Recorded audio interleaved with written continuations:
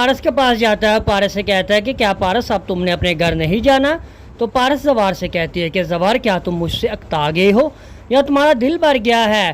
کیا تمہارے گھر والے یہاں مجھے رہنے کے لیے تو کہہ رہے ہیں، مگر تمہیں کیا ایسا مسئلہ ہو گیا ہے کہ میں یہاں سے چلی جاؤں؟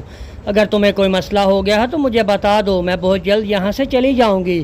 تو آگے سے زوار کہتا ہے کہ نہیں پارس، ایسی کوئی بات نہیں ہے، میں تو ویسے ہی تم سے پوچھ رہا تھا کہ کیا تم نے اپنے گھر نہیں جانا؟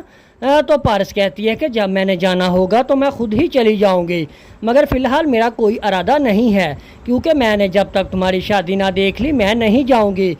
تو زوار کہتا ہے کہ پھر تو تمہیں ساری زندگی کے لیے یہیں رہنا ہوگا۔ تو پارس کہتی ہے کہ کیوں جی، ایسا کیا ہو گیا ہے کہ مجھے اب یہیں رہنا پڑے گا؟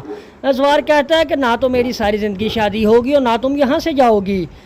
تو آگے سے پارس کہتی ہے کہ دیکھو زوار، اگر تمہارے دل میں کوئی بات ہے تو بتا دو، ٹھیک ہے نا؟ میرا نام میں ایک بہادر باپ کی بیٹی ہوں، اگر میرے دل میں کوئی بھی چاہت کرنے والا مجھے پسند آ گیا میں تو اسے انہیں بول کے بتا دوں گی، مگر تم ہو کے نام ہی نہیں لیتے، تم تو وہی اپنی پینڈو کزن کے ساتھ ہی شادی کرو گے نا۔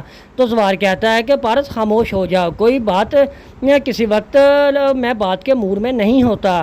تو پارس کہتی ہے اچھا جی، اب ہمیں آپ کے موڈ کا بھی خیال رکھنا پڑے گا۔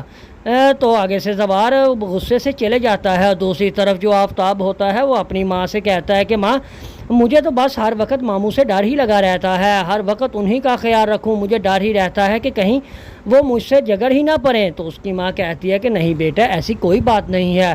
وہ ماں بیٹا آپس میں ہی باتیں کر رہے ہوتے ہیں کہ اب اس کا آفتاب کی ماں کہتی ہے کہ بیٹا اب تم اپنے ماموں کے قریب ہی رہا کرو، کیونکہ اب ان کی جائیداد کا بھی تو کسی کو وارث بننا ہے۔